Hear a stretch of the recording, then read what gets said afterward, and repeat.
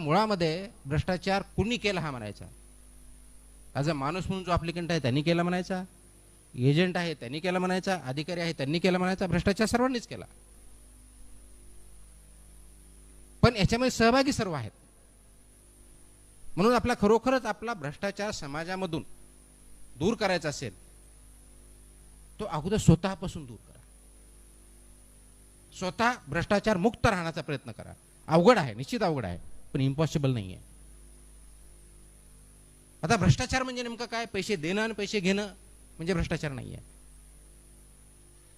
त्याची definition, technical definition अशी आहे, सांगता येईल की deviation from normal course of action, म्हणजे ज्याला आपण जो नॉर्मली ॲक्सेप्टेड कोर्स आहे त्याच्यापासून वेगळं काहीतरी करणं for some gains, material gains, ते करणं म्हणजे भ्रष्टाचार. म्हणजे कॉलेजमध्ये तुम्ही ॲडमिशन घेतलं, फीस दिली, तुम्हाला 5 लेक्चरर्स आहेत, घरून निघाले, लेक्चरच्या ऐवजी बाहेर गेले, भ्रष्टाचार. हा विचार केलाय कधी? नाही.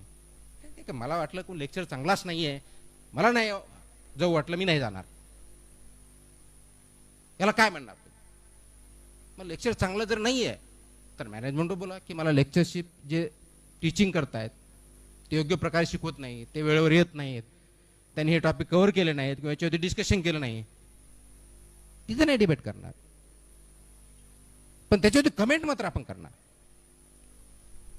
घरी सांगितलं मी अभ्यास करतो लायब्ररीत, दुसरीकडे गप्पा मारत बसले, भ्रष्टाचार. आणि आपण त्याच्याकडे भ्रष्टाचार म्हणून बघतो का? म्हणूनच सांगतोय की आपण रिफॉर्मची सुरुवात आपल्या विचारापासून आणि आपल्या कृतीपासून केली पाहिजे.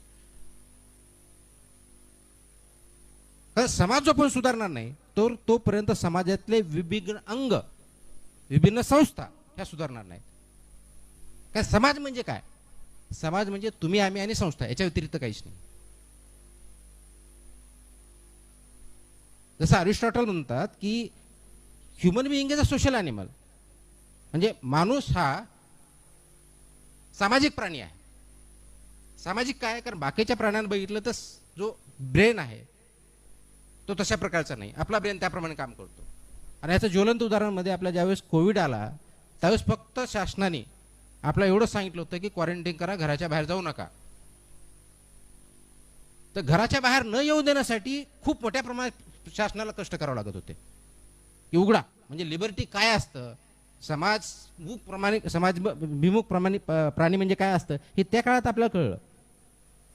मग त्याच समाजाच्या बाबतीत ज्यावेळेस आपण नॉर्मल झालंय की आपण एकमेकांशी बोलू शकतो, वागू शकतो, इंटरॅक्ट करू शकतो,